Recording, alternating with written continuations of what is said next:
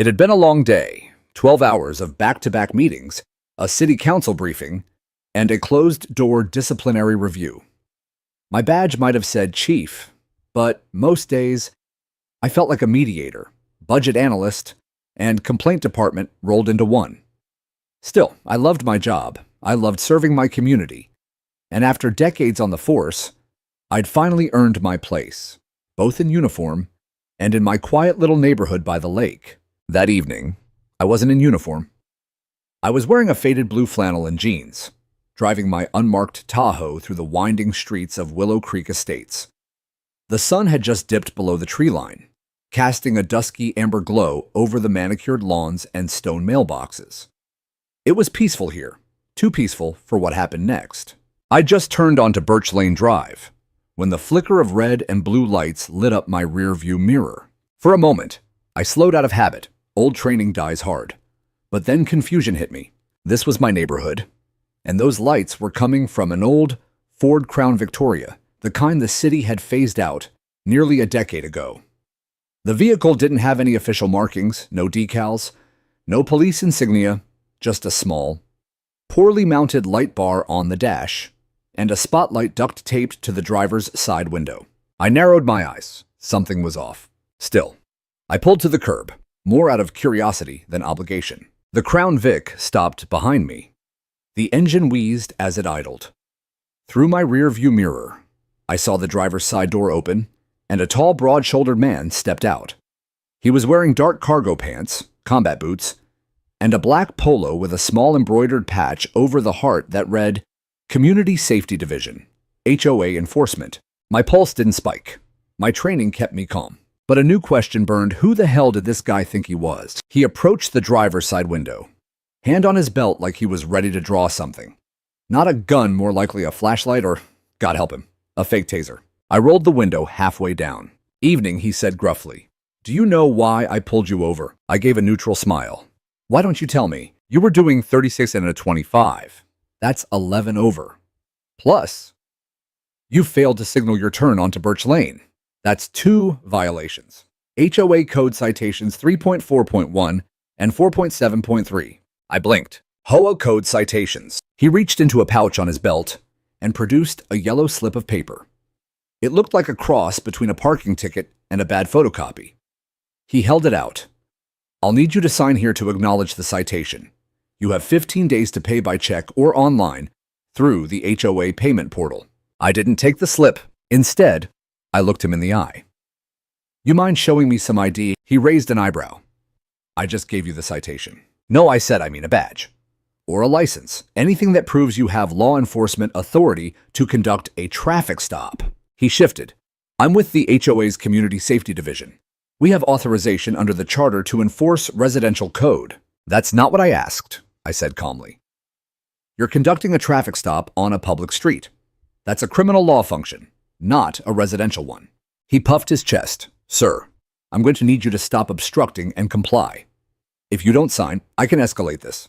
My smile faded. What's your name? I asked. He hesitated. Officer Robert. He trailed off. I let the pause hang in the air, like a trap. Last name? Bennett, he finally said. Officer Robert Bennett. Well, Robert Bennett. I thought you just stepped in it. I slowly reached into my glove box, not for my weapon, which stayed holstered under the driver's seat, but for my wallet. I pulled out my leather badge case and flipped it open, holding it up so he could see the gold. City of Riverside Police Chief, James M. Harris. His eyes widened. The silence between us was deafening. I didn't raise my voice. I didn't need to. Robert, I said, step back from the vehicle and take your hands off your belt. He obeyed immediately, as if magnetized backward. You are conducting an illegal traffic stop. You are impersonating a law enforcement officer, and you've attempted to issue a false citation under the color of authority. I need you to stay exactly where you are. Any sudden movement will be interpreted as a threat. I grabbed my phone and dialed dispatch. This is Chief Harris. I need a patrol unit at Birch Lane and Meadow Crossing. Possible 148 PC and impersonation. Suspect is detained but not cuffed. I am safe. Send backup. Robert tried to speak. I didn't mean sir.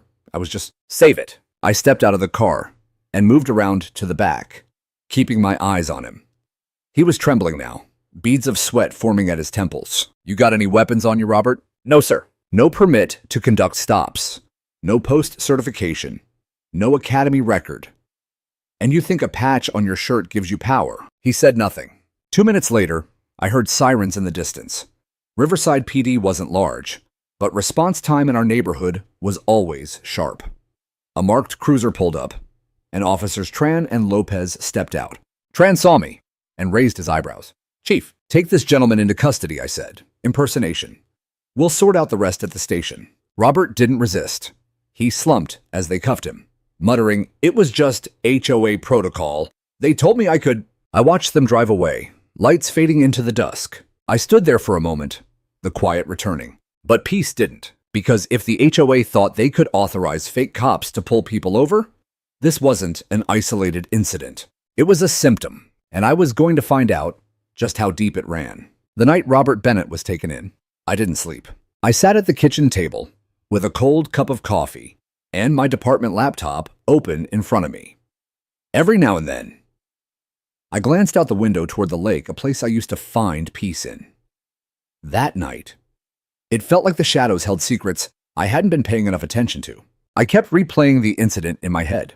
The patch, the language, the brazen confidence. Robert hadn't just improvised. He believed what he was doing was legitimate, and that meant one thing someone had told him he could. First thing the next morning, I headed to the station. Tran and Lopez had filed a preliminary report. Robert had been cooperative, but evasive. He claims the HOA hired him through a security firm, Lopez said, setting a thin manila folder on my desk. Said he was given a uniform, the patch, and a printed SOP. Claims he thought he was just enforcing local rules. Did he have a license, I asked. Expired, Lopez replied. He worked as a private security guard in Arizona 6 years ago. Nothing since. No training, no state license, not even a concealed carry permit. And yet, I muttered, flipping through the pages, he's conducting vehicle stops on public streets. Tran looked uneasy. Sir, if the HOA hired him, how far does this go? That was the question burning in my gut. I dismissed them with thanks and picked up the phone. My next call was to the HOA office. Willow Creek Estates had a small gray brick building nestled next to the community pool. Inside were 2 full-time staffers and the HOA president, Margaret Langley, a woman with an ironed blouse and a voice like ice cubes rattling in a glass. She answered after the second ring. Mrs. Langley, this is Chief Harris. A pause. Then, with artificial sweetness, why? Good morning, Chief. What can we do for Riverside's finest today? I need to speak with you in person regarding Robert Bennett. I believe your office hired him. Another pause. Longer this time. I may have to check our files. He might be a contractor through our private enforcement liaison. But of course, we're happy to cooperate. I'll be there in 15 minutes, I said. And I was. The HOA office looked more like a dentist's waiting room than a seat of authority.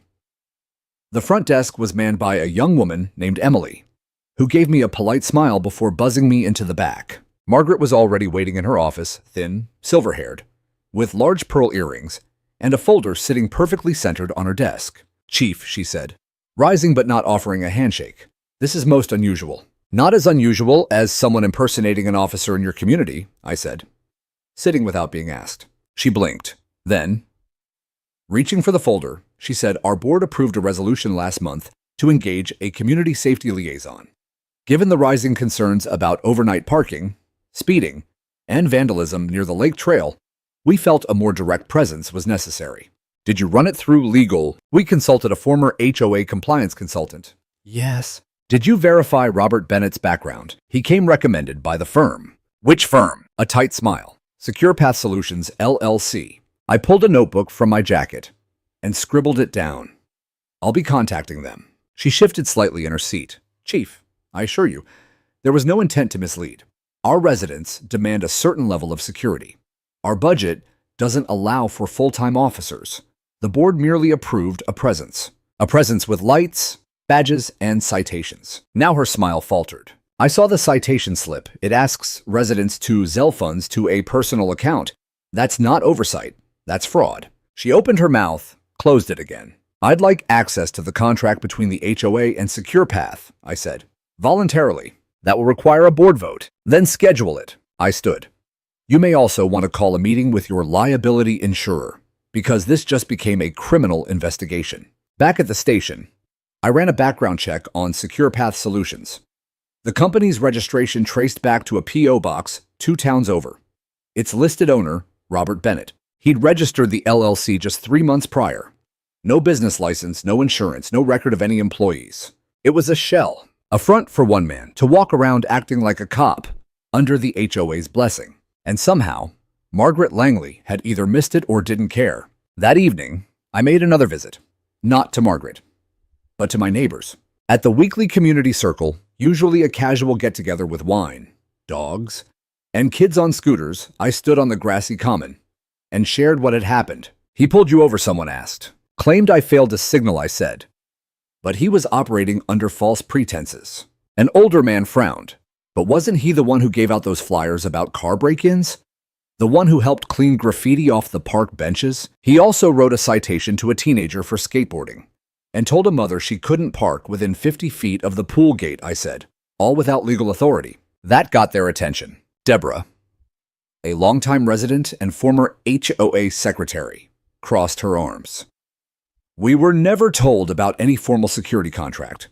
Margaret just said we were enhancing neighborhood presence." I met her gaze. "Would you be willing to say that in a statement?" She nodded, gladly. As the sky dimmed and porch lights flickered on, people started murmuring among themselves. Conversation shifted.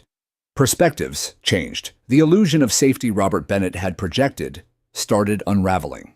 But I knew that illusion had been built carefully, brick by brick. It wasn't just Robert. It was a system of unchecked authority that had been growing under our noses. And I was going to tear it down by the book, in broad daylight, for everyone to see. I spent the weekend reviewing every document Margaret Langley begrudgingly turned over. There were the fake-looking invoices from Secure Path Solutions, which billed the HOA monthly at a suspiciously round figure, $3,000. No line items, no hours logged, just vague descriptors like community enforcement and on-call patrols. There was even a list of so-called violations Robert Bennett had supposedly addressed: littering, illegal bird feeders, grass longer than 3 inches. One entry caught my eye. May 12th, 9:45 p.m. Black Tahoe speeding through Birch Lane. No signal used. Warning issued.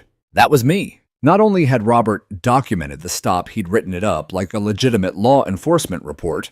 I couldn't help but laugh. The irony of it, the absurdity, the audacity. But there was nothing funny about what it implied. This wasn't a rogue HOA board member going overboard with a rent-a-cop. This was an organized abuse of power, propped up by fake authority and real money. And somewhere in the mess, my neighbors were being fleeced and intimidated into submission.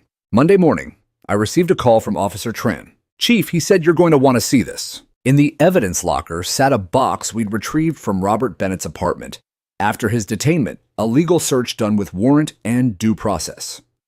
Inside, more forged citations, several HOA-style ID badges with different names, and a folder labeled Compliance Training Module. I flipped it open. Inside was a poorly photocopied packet that started with HOA Enforcement Protocol for internal use only, authorized under the Private Community Enforcement Act, PCA. All violations subject to internal HOA legal structure. Residents may be cited, fined, or detained for non-compliance under Charter 7.2. There was no such thing as a Private Community Enforcement Act. He'd made it up. And the worst part, I suspected Margaret and the board knew it, or at least chose not to question it. Tran placed another sheet of paper in front of me. "This one's got your name on it." It was a draft warrant, fake, of course, but bearing the HOA's seal and Robert's forged signature. It claimed I was to be fined and barred from driving inside Willow Creek for repeated conduct violations. I clenched my jaw. This had escalated from impersonation to conspiracy and harassment, and that's when I made my next move. I called the district attorney. Laura Martinez had known me for years, long before I became chief, when I was still a detective working narcotics in West Riverside. She was sharp, fair, and not one for political games. I briefed her on everything: the fake citations, the bogus company, the potential complicity of the HOA board, and now the forged documents naming me. She listened quietly. When I finished, she exhaled slowly. "This isn't just impersonation anymore," she said. "This is fraud, intimidation, and abuse of office." If the HOA used Robert to target specific homeowners and used HOA funds to do it, we could be looking at embezzlement and civil rights violations. I need it stopped, I said simply, not just punished. I want this torn out by the roots. She nodded. Let's start with a grand jury inquiry. While Laura prepared the case, I took the community angle into my own hands. I wrote a formal letter, as police chief and as a resident, to every single homeowner in Willow Creek Estates. I laid out the facts, concise, clear, and without inflammatory language. I attached a list of your rights as a homeowner, explained the limitations of HOA authority under state law, and invited everyone to a town hall meeting. It was time people saw the truth for themselves. The night of the meeting, the community center was packed. I'd never seen so many people show up for a neighborhood event. Retirees with notebooks, young parents holding babies, even high school kids, curious or perhaps just along for the drama. I stood at the front and, for the first time, spoke not as chief, but as a neighbor. I've served as a police officer for over 30 years, I began. I've seen gangs, cartels, even political corruption. But I've rarely seen something as quietly dangerous as this. I projected Robert's fake citation on the screen. This, I said, is not law. It's fear dressed up like authority. Gasps, murmurs.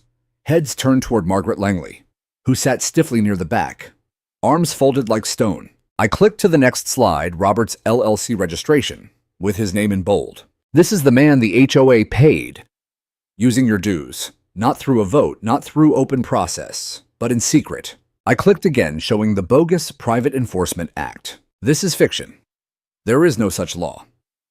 But it was used to intimidate you, to fine you, to make you believe you were powerless. I paused. Let me make this very clear. You are not powerless. I saw it land. In their eyes, in their posture. A single hand raised. It was Deborah again, the former secretary. What can we do now? And just like that, the tide turned. That week, 4 board members resigned. A petition was drafted, and in record time, a vote was held to restructure the HOA. Margaret resisted at first, claiming due process. But once the DA's office issued a subpoena for HOA financial records, she quietly stepped down. Robert Bennett was officially charged with impersonating a law enforcement officer, mail fraud, and falsifying documents. He pleaded not guilty, but the evidence was overwhelming. And I stood in my yard the following Sunday, watching my neighbors talk to each other with something new in their voices. Relief, confidence, a sense of control. It wasn't just about Robert. It was about the culture of compliance that had quietly taken root and how we'd finally ripped it out before it could grow deeper. I knew we still had more to do. The damage wasn't just legal. It was emotional. And as the neighborhood began to heal, I made a quiet vow to ensure no one ever again felt bullied or silenced behind a badge that wasn't earned. The incident with Robert Bennett left a fracture across the neighborhood. The mask had slipped, revealing a face of control beneath what had once seemed like ordinary community enforcement. But even after Robert's arrest and the resignations on the HOA board, a residue of unease remained. Not everyone was convinced this was the end of it, and they were right. The more I pulled at the threads, the more I saw how deep the rot had spread.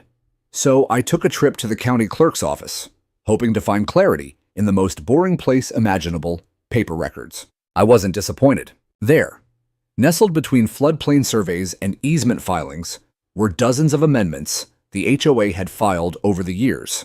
Some were routine pool regulations, architectural standards, but others were quietly alarming.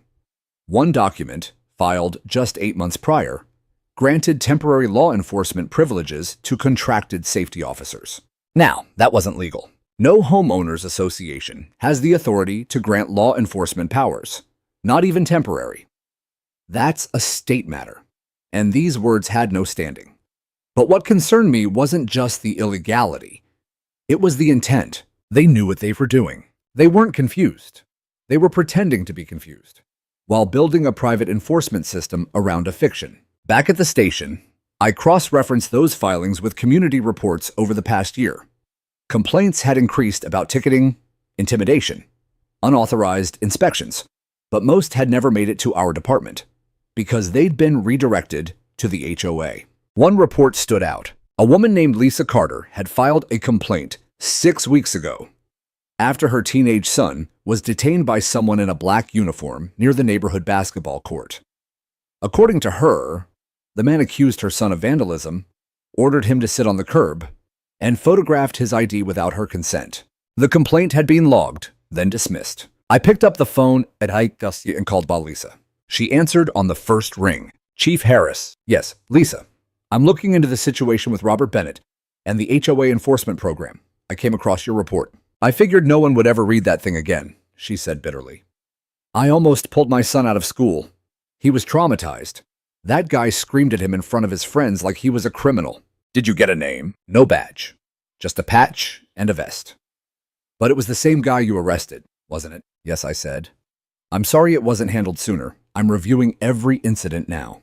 There was a pause. I just don't understand how this happened, she's whispered.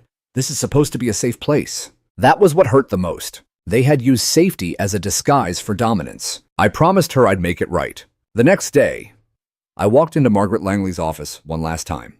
She'd refused to speak publicly since stepping down, but I wasn't there for politics. I wanted answers. Margaret, I said calmly, I'd like to know who gave Robert Bennett the language for those documents. The Private Enforcement Act, the citation codes, all of it. She looked pale. The kind of pale that comes from sleepless nights and unavoidable truths. It wasn't me, she said. It was our compliance consultant. Name. She hesitated. Michael J. Pierce. He said he was a retired attorney specializing in community law. I found him through a referral board for HOA presidents. I wrote it down. Do you have an address? Just an email. He insisted on remote meetings. I looked her in the eye. Did you ever check his credentials? She shook her head. He sounded convincing. He had examples. He even gave us templates. I sighed. This wasn't just a HOA gone rogue. It was a cottage industry of pseudo-legal bullies, arming neighborhoods with bad doctrine and fake authority. Back at the station, my tech unit traced Michael Pierce's email through a proxy chain. Eventually, we found the originating IP, a private server based in Nevada, tied to a known scam operation involving fraudulent legal documents. We sent the file to the FBI. In the meantime, I needed to face the HOA residents again. Not in a town hall. This time, in the streets. I began walking the neighborhood in uniform, knocking on doors, introducing myself not as the chief, but as James, a neighbor, a father, someone who cared. I listened. Stories poured out. An elderly couple who had been fined repeatedly for potted plant violations. A single mother who had been threatened with a lien for putting up Halloween decorations early. A disabled veteran who was told he couldn't park in his own driveway because his truck looked too commercial. Each citation had come from Robert or someone under his influence. Each one was based on nonsense. And worst of all, the victims had believed they had no choice but to comply. That week, I drafted a new policy in collaboration with the City Council. No entity, private or public, may conduct enforcement actions, traffic stops, or detentions within city limits, unless properly commissioned and recognized by the Riverside Police Department. The council passed it unanimously. I posted the signed ordinance on every HOA bulletin board in Willow Creek. No more fake cops. No more badges without training. No more silence. As I left one of the community parks, I saw a group of kids on scooters pass by. One of them waved, "Hey, you're the guy who caught the fake cop, right?" I smiled. I'm the guy who made sure it won't happen again. It was supposed to be over. The fake officer was behind bars. The HOA board had been shaken. The community was alert and beginning to recover. But power, even when cornered, doesn't surrender quietly. It was a Wednesday morning when I saw it. Taped to my mailbox was a bright yellow envelope, stamped urgent, compliance action. At first glance, it looked like just another leftover document from the Robert Bennett era. But inside was something different and far more insidious. A letter, written in an aggressive legalistic tone, accused me of violating HOA security disruption protocols by interfering with contracted agents performing delegated enforcement duties. It cited a so-called clause in the HOA charter that no longer even existed, one that had been struck from the bylaws during the last revision. It ended with this line: failure to cease retaliatory behavior may result in civil and criminal escalation, including citizen's arrest under community code provisions. I stood in my driveway, reading that sentence over and over. They were threatening to arrest me, again. But this time, they weren't using a fake cop in a beat-up Tahoe. They were using the remnants of a system I'd just dismantled, weaponizing leftover rules and half-truths to intimidate me, as if their silence had been temporary, as if they were regrouping. That night, I attended the first HOA meeting since the scandal broke. Margaret Langley, though technically resigned, still hovered at the edges, showing up as a consultant for the interim board. She didn't speak when I entered, but the tension in the room shifted. People stared at me, uncertain whether to make space or take sides. I waited my turn. When the floor opened for public comment, I stepped up, holding the yellow envelope. "I received this today," I said evenly. "It claims I violated a code that no longer exists, threatens arrest under a statute that holds no legal weight, and cites authority your board no longer has." No one responded. I continued. "I'm here as a resident, not as chief of police, and as a resident, I demand to know who sent this." Margaret finally spoke. "That document was issued by a member of our compliance committee." "Which member?" She folded her hands. "The committee prefers anonymity for safety reasons." I nearly laughed. "Anonymity to send legal threats to neighbors." A man in the back stood up. "William Carter, former treasurer." "That letter wasn't authorized by the board," he said. "We didn't vote on any disciplinary action against you. If Margaret sent it on behalf of anyone, she did it alone." Gasps swept the room. Margaret turned pale. I was simply advising." "No," I cut in. "You were issuing legal threats under the false pretense of authority." Again. I walked up to the front table and dropped the envelope. "I'm filing a police report tonight, and if this happens to any other resident, not just me, I'll make sure we add criminal harassment to the list of charges." I walked out. Later that evening, I sat in my kitchen again. Same table, different posture. This time, I wasn't just reacting. I was planning. I pulled out my laptop and opened a folder titled Willow Creek Civil Archive.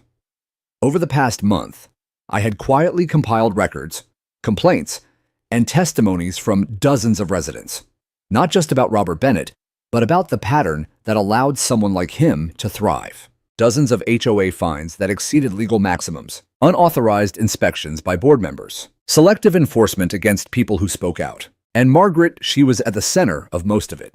I drafted an affidavit and submitted it to the district attorney.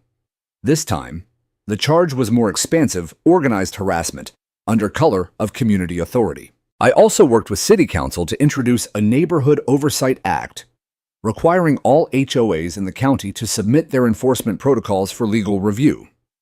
And any community wishing to hire security would need to do so through licensed bonded agencies, approved by law enforcement. No more backdoor deals, no more made-up rules. The following week, Margaret Langley was served with a cease and desist order. It was poetic, in a way. She had spent years hiding behind official-looking documents, manipulating language to control her neighbors. Now, it was real legal paper signed by a judge that finally stripped her of that power. But before she was gone for good, she tried one last tactic. A video. It showed up in the HOA newsletter, which she still had partial access to. In it, she sat behind a desk, framed by flags and awards. She spoke to the camera in a calm, steady tone. "Friends and neighbors," she began, "I know recent events have been troubling, and I regret that confusion has replaced the harmony we once enjoyed.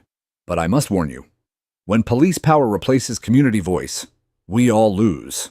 I watched the video twice. Then I called the newsletter publisher and ordered an immediate takedown. That night, I wrote my own letter. I didn't send it through the newsletter.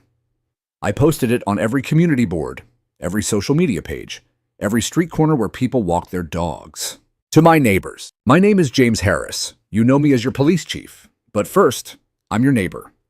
I've lived here for over a decade. I've watched our kids grow up together. I've trimmed the same hedges and chased the same trash cans during storms. What happened here was not just a misunderstanding. It was a breach of trust. We entrusted a few with power, and they used it to control, not protect. But we stood up, and we changed it. This neighborhood is yours. It's not a precinct.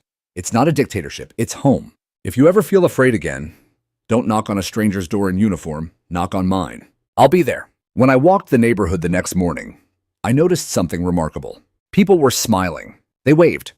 They made eye contact. Kids biked freely again. The air felt lighter. Not because everything was perfect, but because the fear was gone. And for the first time, In a long time, Willow Creek felt like a community. It happened again. Another self-appointed enforcer, this time in a tan tactical vest and a walkie-talkie clipped to his shoulder, like some parody of law enforcement, stopped one of my neighbors, Daniel Alvarez, at the entrance of our cul-de-sac. The reason: suspicious behavior and failure to maintain visible HOA sticker. I got the call from Daniel's wife while I was trimming hedges. He's being harassed by another one of those fake cops, she whispered, panic creeping into her voice. He's not even letting Daniel leave the car. I dropped the clippers and got into my cruiser. Uniform on, no lights, no sirens. Just a slow, deliberate drive up the block. By the time I pulled up, the officer was standing beside Daniel's car, tapping on the window with the butt of a flashlight. Daniel, looking more confused than afraid, was holding his phone up, recording. I stepped out of the cruiser and approached the scene. "Problem here?" I asked, voice low, calm. The man turned. He was younger than Robert Bennett had been, maybe mid-30s, but with the same swagger, the same smug belief that a vest and authority-sounding phrases gave him power. He glanced at my badge, then at my face. "This is an HOA enforcement matter, sir," he said, hand resting on his utility belt, where a can of pepper spray sat beside a plastic holster. I tilted my head. "You work for the HOA," he nodded. "Community Patrol Division, authorized for on-site deterrence and compliance verification." "Got ID?" I asked. He pulled out a laminated card that looked like it had been made on a home printer. No state seal, no license number, just a logo that read Willow Creek Protective Services, and his name, Kevin Reynolds. "You know impersonating a police officer is a Class A misdemeanor in this state?" I asked. "I'm not impersonating. I'm community security, HOA backed." I pulled out my own badge. His eyes locked onto it. "Chief of Police, Riverside County." His smirk vanished. "I need you to step back from the vehicle," I said firmly. "Hands visible. Keep your voice down." Daniel rolled down the window. He said he was going to cite me for obstruction if I didn't show HOA ID. "You're fine, Daniel. Head home. I'll follow up later." Kevin shifted uneasily, inching back toward his car, a black SUV with a flashing amber light on top, and security enforcement painted in aggressive stencil font across the side. I moved with him. "I'm going to need your keys," I said, extending my hand. "You can't." "I can," I interrupted. "I'm detaining you under suspicion of impersonating a law enforcement officer and unlawfully detaining a resident." His eyes darted around the cul-de-sac. Curtains were pulling back. A jogger stopped mid-stride to watch. A neighbor came out holding her dog, phone already aimed. "This is harassment," Kevin barked. "You don't know who you're messing with." "I do," I said calmly. "I know exactly who you are. And who sent you." I cuffed him. No drama, no struggle, just 2 clicks and a stunned silence. I called it in to dispatch and requested transport. By the time the market unit arrived, 3 more neighbors had come out. A few clapped softly.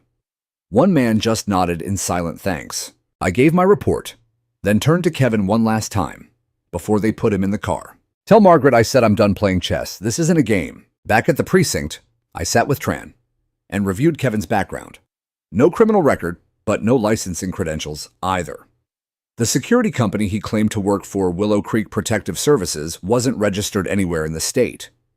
A shell. But the payments were real. We traced transfers from the HOA account, totaling over $25,000 in the last 6 months, to an account tied to a dummy LLC, which in turn linked back to Margaret Langley. She was laundering enforcement authority through ghost companies. It was an empire of shadows, carefully constructed and hidden beneath HOA meeting minutes, vague budget line items, and convoluted language like external compliance services. I brought it all to Laura Martinez, the DA. She stared at the board we'd assembled.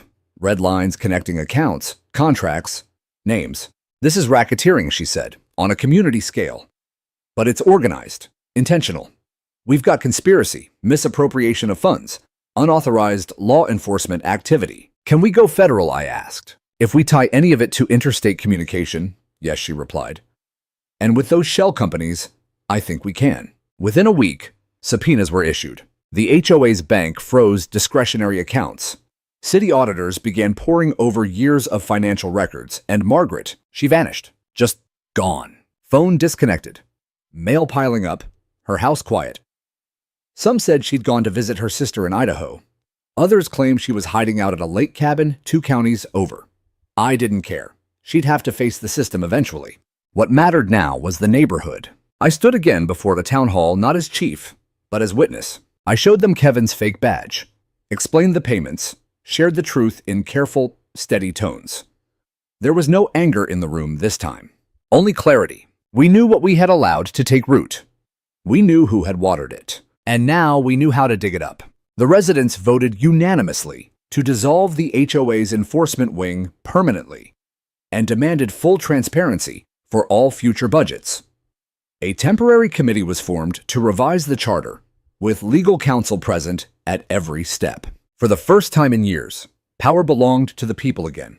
And as I left the community center that night, a man in his 80s, a veteran like me, shook my hand. "You didn't just cuff a crook's son," he said. "You uncuffed the whole neighborhood." I nodded, but I also knew this wasn't the end. You never forget the feeling of calling in your own officers to deal with something so absurd, it borders on the surreal. I had cuffed the second fake HOA cop, Kevin Reynolds, in the middle of our cul-de-sac, with neighbors peering through their blinds, and now I stood waiting for the official squad car to arrive.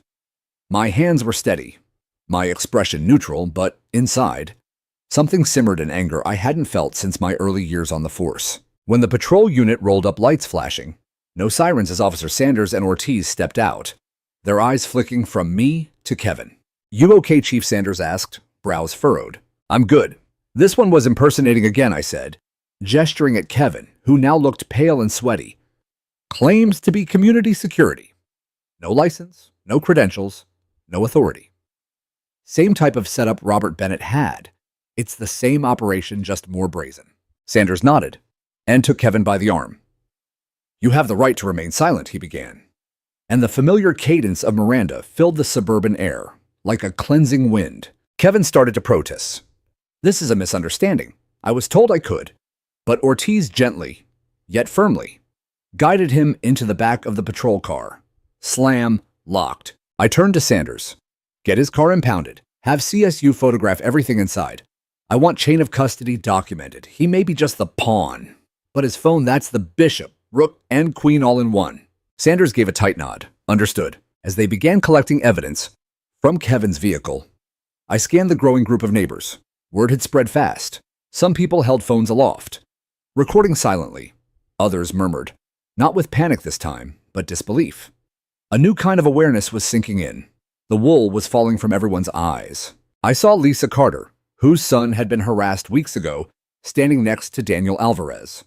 They both met my gaze and gave a solemn nod. No more pretending, no more deference to fake authority. By the next morning, the footage had gone viral thanks to a neighbor's TikTok video capturing the exact moment I revealed my badge and cuffed Kevin. And the caption, "HOA cop tries to detain chief of police." Guess how that ended? Over 2 million views in 24 hours. The mayor called. "So James," she said between laughs, "you planning to start a reality show?" "I'd rather just have a functioning HOA," I said dryly. She chuckled. Then her tone turned serious. "You've got a green light for anything you need. I'll support a full audit, and I've already spoken with the county attorney. This can't be allowed to continue." "Thank you," I said. "I'm not stopping until it's all out in the open." That same afternoon, I received a call from Agent Dubois with the FBI's Public Corruption Unit. "We've reviewed the documents your office sent. There's enough here to open a formal inquiry. Financial fraud, unauthorized enforcement, possible civil rights violations. We believe the ringleader Margaret Langley is in the wind," I informed him. "We'll find her," he replied. While the federal wheels began to turn, I focused on Willow Creek. My first step was meeting with the remaining HOA board members. Most of them had either resigned or distanced themselves from the mess, but a few lingered, unsure of their footing. We met in the old clubhouse, stripped of its smug veneer, now that the enforcement division had been dismantled. The mood was somber, defensive. I didn't speak as chief, I spoke as a neighbor. "You owe this community more than silence," I told them. "You owe them truth, transparency, and a plan to make this right." "We didn't know what Margaret was doing," one of them muttered. "You didn't ask," I replied evenly. "You saw uniforms and badges, and assumed it was legitimate. But deep down, you knew something was off, and you looked away." There was a long silence. Finally, Elizabeth Monroe, one of the longest-standing board members, spoke. "I want to help fix it," she said. "I know that doesn't absolve me, but I want to start." That was enough for now. The next few weeks were a whirlwind of restructuring. The community elected a temporary oversight committee made up of residents unaffiliated with the prior board. I recommended Lisa Carter for the role of ethics chair, and she accepted with grace and resolve. We held a town hall not in the HOA building, but in the school gymnasium, where everyone could speak freely. People voiced their fears, their anger, but also their ideas for healing. "We don't just want to punish," one resident said. "We want to rebuild." I watched quietly as the neighborhood took its first real step toward becoming a community again. But there was one last confrontation I wasn't expecting. It happened outside my own house. I had just come back from the station, tired, thinking about dinner, when a silver Lexus pulled up behind me. Margaret. She stepped out, sunglasses masking her eyes, but her mouth tight with defensiveness. "James," she said curtly. "Margaret," I replied, folding my arms. "I want to set the record straight." "Too late," I said. "You had years." "I was trying to keep order," she snapped. "This neighborhood was slipping, trash cans left out, noise violations, people letting standards fall. I was protecting this place. By hiring fake cops and laundering money through shell companies, I was correcting behavior. And now the law is correcting yours." She turned to leave, but I stopped her. "For what it's worth, Margaret," I said, "you could have made a real difference. You had power, influence. But you chose control over community, fear over fairness. That's on you." She didn't respond, just drove off. But I could tell something in her had cracked. She wasn't untouchable anymore. The badge I wore had reminded her of that, and this time, she was the one being watched. By now, the facade had completely crumbled. The security patrols were gone, their vehicles towed, their so-called credentials confiscated. Kevin Reynolds remained in custody, his charges growing as investigators dug into his prior record, including previous impersonation charges in another state. The homeowners were waking up, and yet, the deeper we looked, the darker the truth beneath Willow Creek's surface became. I spent my mornings in uniform at the precinct and my evenings in my home office, poring through the years of HOA records, bank statements, and emails that had been turned over during the investigation. I wasn't acting as chief anymore. I was a neighbor, a victim, and unofficially, a lead investigator on a case that had crossed far beyond the lines of community mismanagement. It started small line items in budgets labeled security enhancements and emergency response training, harmless sounding at first glance. But those line items didn't match any contractor invoices filed with the city. When I followed the trail, I found payments wired to LLCs that only existed on paper, no business licenses, no employees, no trace beyond P.O. boxes and generic Gmail addresses. Over $210,000 spent in 18 months. The money had come from inflated HOA dues, fines that had been doubled or tripled against certain residents, and even late fees that were applied within 24 hours of a missed payment, a clear violation of state law. It was a racketeering operation, wearing the costume of neighborhood order, and the architect of it all, Margaret Langley. Though she'd vanished after our last confrontation, the documentation painted a vivid picture. She hadn't just manipulated the board, she'd controlled it. Bylaws had been rewritten with vague language granting her broad powers in times of security concern. Votes had been held without quorum. Amendments passed by email chains, rather than open meetings. And Robert Bennett, the first fake cop, had been paid not just in checks, but in cash withdrawals Margaret made personally. One of the most damning discoveries came from an HOA board meeting recording that someone anonymously left in my mailbox. The audio was scratchy, but unmistakable. Margaret's voice: "If people feel watched, they behave. Fear is order. That's how you keep property values high." It wasn't just unethical, it was criminal. I turned the files over to the DA's office, who confirmed the evidence supported charges of fraud, embezzlement, conspiracy, and civil rights violations. The FBI had already issued a federal warrant for Margaret's arrest. Now, it was only a matter of time. At the next HOA emergency meeting now held at the school gymnasium, I stood before the community with a projector, a microphone, and no uniform, just truth. I clicked through slide after slide, payments to shell companies, altered bylaws and backdated signatures, screenshots of fines sent through Venmo to personal accounts. The room grew quieter with each revelation. Gasps, murmurs, then silence. I know this is hard to take in, I said. I know many of you trusted her, trusted the board. You believe the rules were protecting you. I paused. They weren't. A hand went up. Mrs. Ellis, who lived 3 houses down from me. How do we fix this? I looked around the room, at faces I'd passed for years, at porches I'd nodded toward without ever really knowing who lived behind them. We do what communities should have done from the start, I said. We listen, we include, we protect, not punish. We make sure power is earned, not inherited. And we make it transparent. A voice called out Chief Harris for HOA president. Laughter erupted, the good kind. The kind that heals, the kind that says, we've made it through the fire, and we're still standing. I smiled, holding up my hands. Let's just fix the house before we decorate it. But not everyone was ready to move on. A few of Margaret's loyalists tried to cast doubt, called the investigation a witch hunt, claimed I had a personal vendetta, that I had embarrassed the community on social media, that I had weaponized my badge. But the tide had turned. For every one of them, 10 others stood up with their own stories. A family fined for installing a wheelchair ramp. A single mom harassed for leaving toys in her yard. A veteran told his flagpole was unsightly, and they weren't scared anymore. The board voted to dissolve entirely and start over from scratch with a legally supervised election, open nominations, and third-party oversight. I declined any official role, but agreed to serve on the ethics advisory panel. Change had begun. Then the phone call came. It was Agent Dubois. We got her, he said. Arrested crossing into Utah. Fake ID, burner phone, cash. Relief hit me like a quiet wave.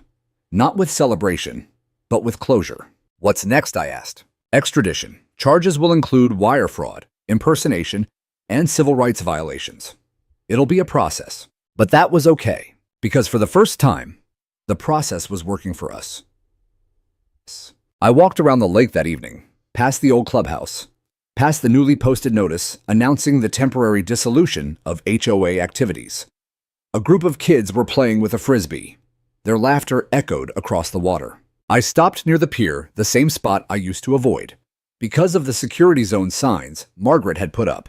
Now, those signs were gone. Just the lake, just the sky, just the community, finally free from fear. And I stood there, breathing it in the sound of a neighborhood healing. The days that followed Kevin Reynolds' arrest and the exposure of Willow Creek's fake security force felt like a slow unraveling of everything people thought they understood about our neighborhood. What once seemed like strict but tolerable rules now appeared as acts of quiet oppression. The illusion of order had shattered, and in its place stood a community grappling with betrayal. The video footage of my encounter with Kevin, especially the moment I flashed my badge, and his expression dropped, went viral. It was shared not only in our HOA's private group chats, but on local news stations, neighborhood forums, even national sites that loved a good story about small-town corruption. Police chief outsmarts fake HOA cop. The headlines practically wrote themselves. But behind the clicks and shares, something deeper was happening. The residents of Willow Creek weren't just entertained, they were angry. I watched it unfold from my porch. Neighbors I'd barely spoken to before were now stopping by just to vent, to ask questions, or to apologize for not believing earlier complaints, for assuming the HOA's power was legitimate, for complying when their gut told them something felt wrong. My son got fined for leaving his skateboard on the porch, one father told me. They said it violated community decorum. I paid it. I thought that was normal. It wasn't, I said quietly. The stories came in waves. A widow charged $150 for unauthorized wind chimes. A veteran told to remove his flagpole. A single mother forced to pay for a second mailbox because hers was too ornate. What had seemed like isolated annoyances were now revealed as part of a coordinated racket, one that had operated in plain sight. And now, with Margaret Langley still out of view, and the board scrambling for cover, the people of Willow Creek were demanding answers. An emergency HOA meeting was scheduled. For the first time in years, every seat in the community hall was filled, standing room only. I didn't attend as a police officer. I came as a homeowner. Margaret arrived 10 minutes late, dressed immaculately, carrying a binder of prepared remarks. Her calm demeanor was jarring, almost surreal given what had happened. She stood at the podium, and addressed the crowd like a teacher trying to soothe an unruly classroom. These past few days have been challenging, she began. There has been misinformation, misunderstandings. The intention behind our security enhancements was never to instill fear, but to ensure safety. Murmurs spread across the room, like a ripple in still water. A man in the back, Mr. Walton, a longtime resident, stood up and raised his voice. Is it a misunderstanding that you paid someone with a criminal record to impersonate law enforcement? Margaret's expression froze. Another hand, Mrs. Alvarez, whose mother had been fined for hanging laundry. Why were HOA fines sent to personal Venmo accounts? Margaret shuffled her papers, clearly thrown. Those were administrative oversights. I was unaware of some of the details. Our treasurer, I stood up. Your signature is on every disbursement form, Margaret. Every payment to fake companies, every fine rerouted to unregistered accounts. She looked at me, and for the first time, her polished mask cracked. You're not here as an officer, she said. No, I replied. I'm here as a resident, and as someone who believes our community deserves the truth. The dam broke, one by one. People rose to speak, not just to accuse Margaret, but to tell their stories. Quiet stories of humiliation, of fear, of helplessness. One woman broke down as she described being threatened with foreclosure over a missed $45 payment. A disabled man showed his stack of violation notices for having his wheelchair ramp out of compliance. A teenage girl spoke about how her family was harassed for planting sunflowers. The shame in that room didn't belong to the residents anymore. It clung to Margaret and the board. Someone stood up and yelled, "We need to dissolve this whole board." Applause followed, real, spontaneous, unified. That night, a petition was circulated calling for the full resignation of the HOA leadership. Within 24 hours, over 70% of the households had signed it. Of course, there was resistance. A few of Margaret's loyalists, mostly people who had benefited from her favor, accused me of leading a witch hunt.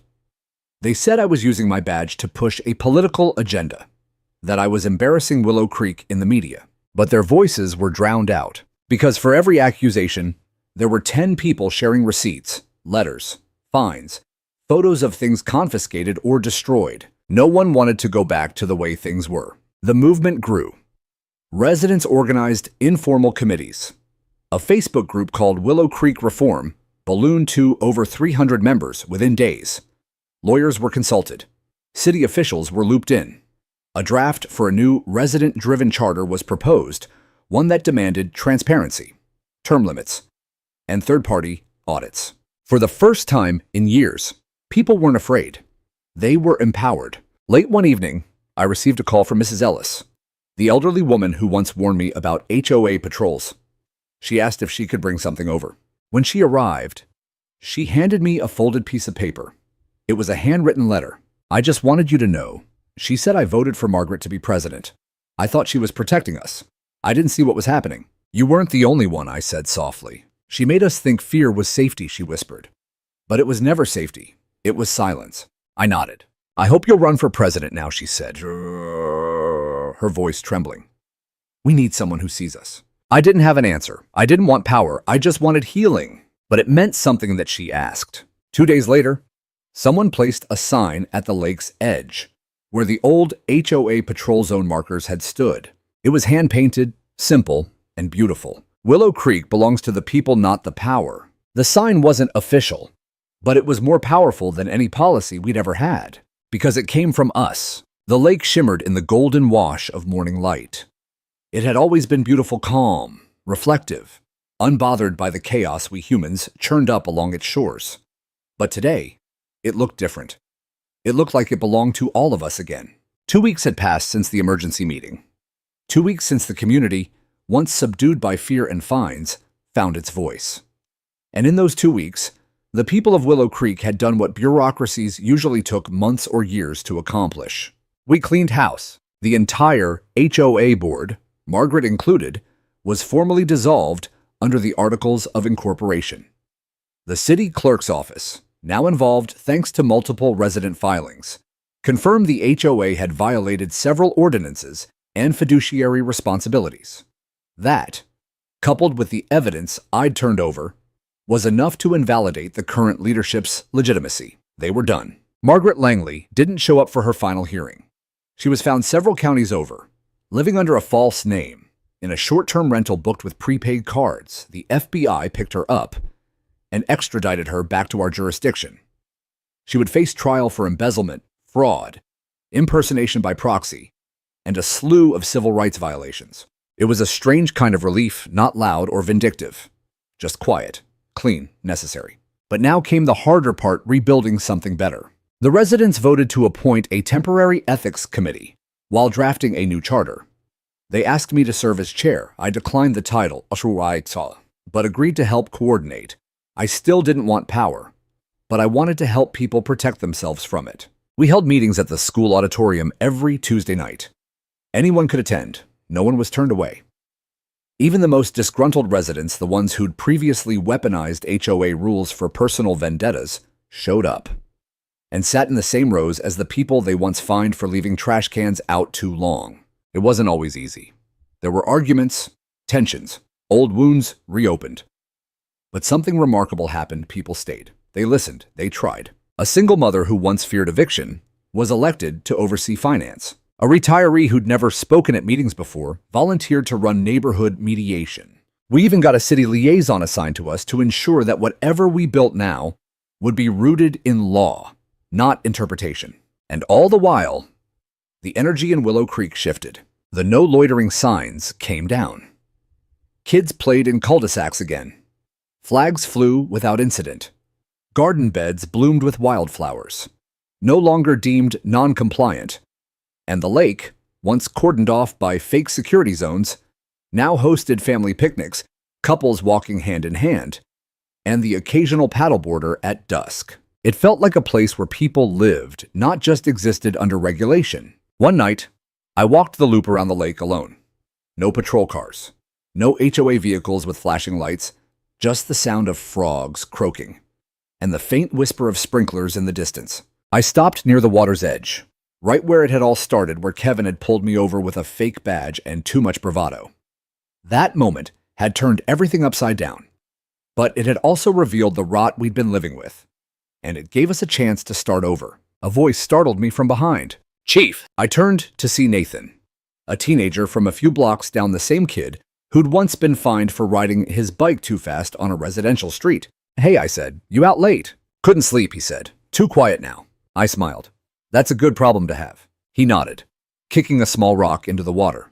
"People say you saved the neighborhood." I shook my head. "No, the neighborhood saved itself. I just turned on a light." On the first officials' day of our new charter, we gathered at the community center. No suits, no podiums, just folding chairs and shared snacks.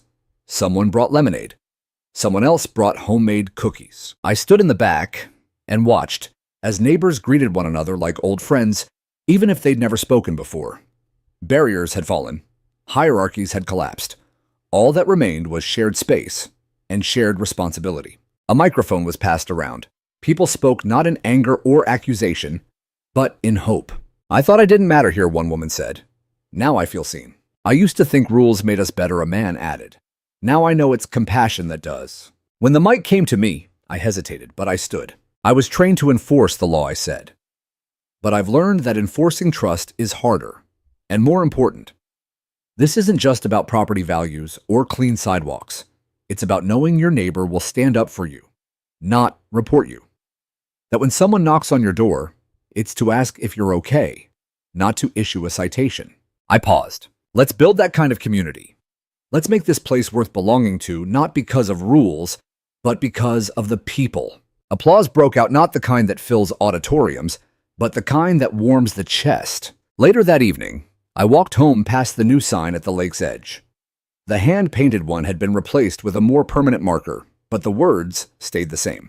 Willow Creek belongs to the people, not the power. And this time, it wasn't just a slogan. It was a promise to ourselves, to each other, to anyone who ever needed a reminder that justice doesn't trickle down, it rises up.